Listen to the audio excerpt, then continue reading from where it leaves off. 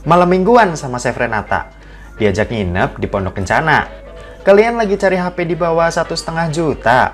Nah, selamat menonton video ini. Kuning-kuning di celana.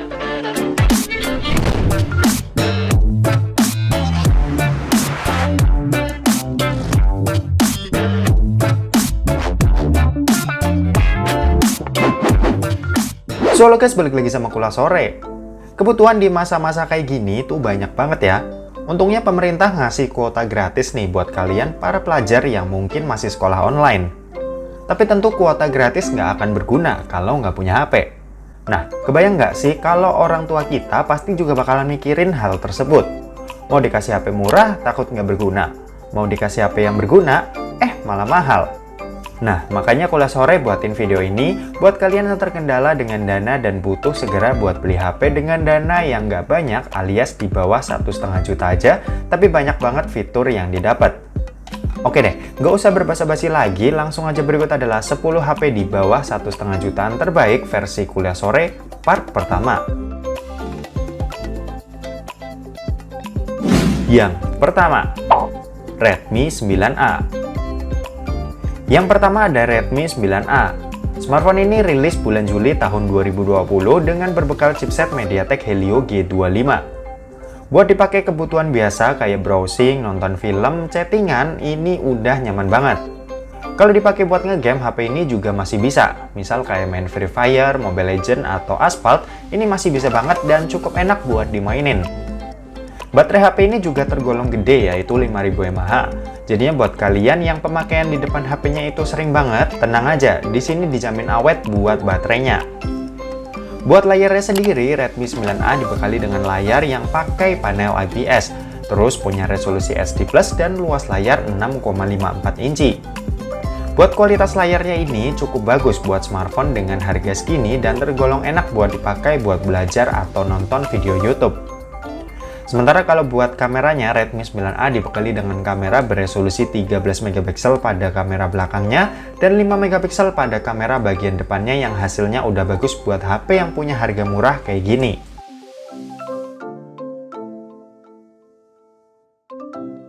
Buat harganya sendiri, Redmi 9A saat ini dibanderol dengan harga cuma Rp1.354.000 aja nih. Kalau kalian tertarik buat membelinya, kalian bisa cek link di deskripsi. Yang kedua, Infinix Hot 9 Play. Yang kedua ada Infinix Hot 9 Play. Smartphone ini rilis bulan April tahun 2020 dengan berbekal chipset MediaTek Helio A22.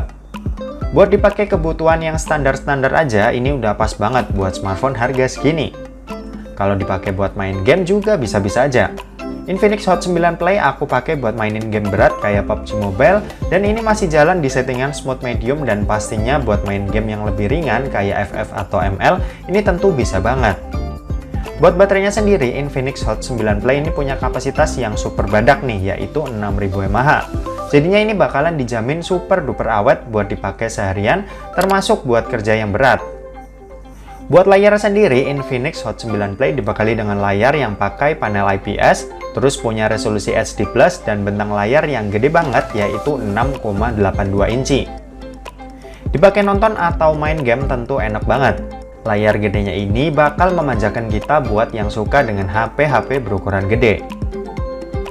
Sementara kalau buat kameranya, Infinix Hot 9 Play dibekali dengan dua buah kamera pada bagian belakang yang punya resolusi 13 MP pada kamera utama dan satu buah kamera pada bagian depan yang punya resolusi 8 MP.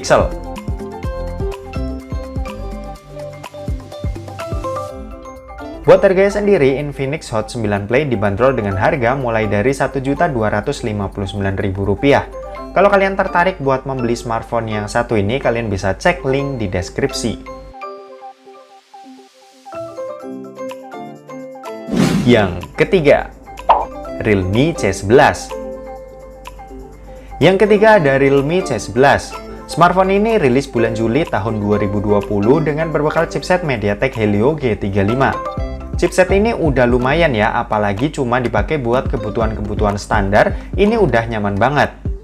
Buat dipakai ngegame juga bisa sih. Sebagai contoh, ini aku mainin PUBG Mobile dan masih bisa buat dimainin meski lumayan sesekali terjadi adanya frame drop. Cuma buat HP harga segini kayaknya kita nggak perlu banyak komplain ya. Buat baterainya ini, Realme C11 dibekali dengan baterai berkapasitas 5000 mAh. Jadinya buat kalian yang sering mainin HP-nya tenang aja. Di sini dijamin awet buat baterainya. Buat layarnya, Realme C11 dibekali dengan layar berpanel IPS, terus punya resolusi HD+ dan luas layar 6,5 inci. Buat dipakai kebutuhan sehari-hari kayak nonton YouTube atau nonton film, ini udah enak banget buat dipakai.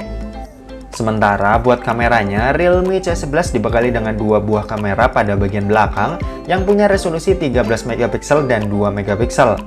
Terus kalau buat kamera depannya, ini dibekali dengan satu buah kamera yang punya resolusi 5 megapiksel.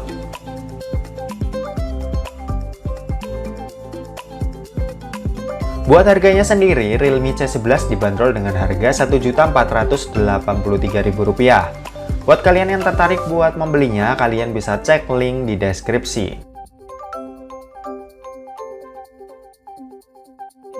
Yang keempat, Advan G9. Yang keempat ada Advan G9. Smartphone buatan negeri sendiri ini cocok ya buat kalian yang punya dana 1,2 jutaan aja nih buat beli sebuah smartphone di tahun 2021 ini.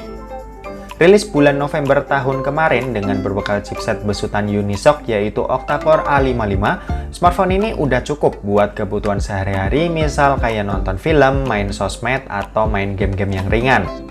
Apalagi RAM 4GB yang dibawa smartphone ini tuh udah gede banget di kelas harganya dan bisa memanage banyak aplikasi yang berjalan di latar belakang smartphone ini. Kalau buat layar, Advan G9 ini dibekali dengan layar berpanel IPS dengan resolusi HD+ dan luas layar 6,6 inci.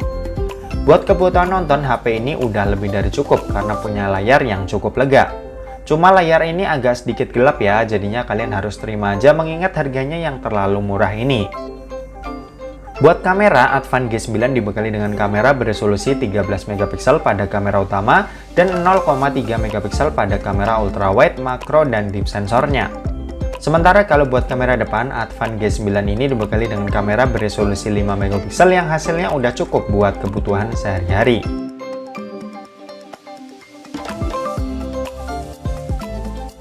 Buat harganya sendiri, Advan G9 dibanderol dengan harga Rp1.259.000 aja nih. Kalau kalian tertarik buat membeli smartphone ini, kalian bisa cek link di deskripsi.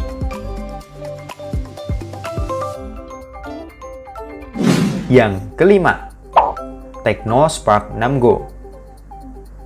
Yang kelima ada Tecno Spark 6 Go. Sebagai brand yang baru di Indonesia, tentu Tecno masih mengincar pasar entry level ya. Dan Tecno Spark 6 Go inilah yang dikasih sama Tecno Mobile buat kalian yang cari HP di bawah 1,5 jutaan. Dibekali dengan chipset MediaTek Helio A20, Tecno Spark 6 Go ini udah cukup banget buat kebutuhan-kebutuhan ringan kayak belajar online, WhatsAppan, atau nonton YouTube. Buat dipakai ngegame juga bisa.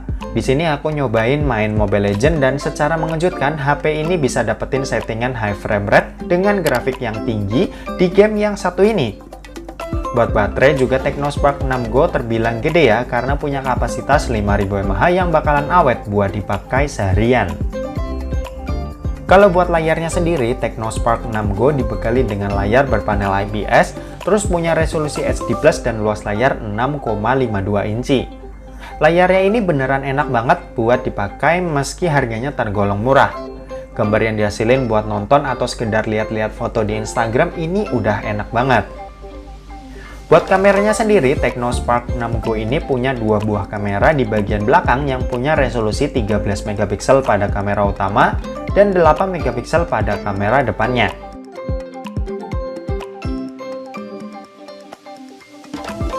Buat harganya sendiri, Tecno Spark 6 Go dibanderol dengan harga Rp1.120.000. Kalau kalian tertarik buat membelinya, kalian bisa cek link di deskripsi.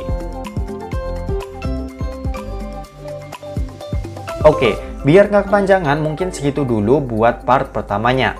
Buat yang nggak mau ketinggalan buat video-video berikutnya, jangan lupa buat subscribe Kuliah Sore dan jangan lupa buat aktifin lonceng notifikasinya. Oke, terima kasih buat yang udah nonton video ini sampai habis dan sampai jumpa di kuliah selanjutnya. Bye-bye!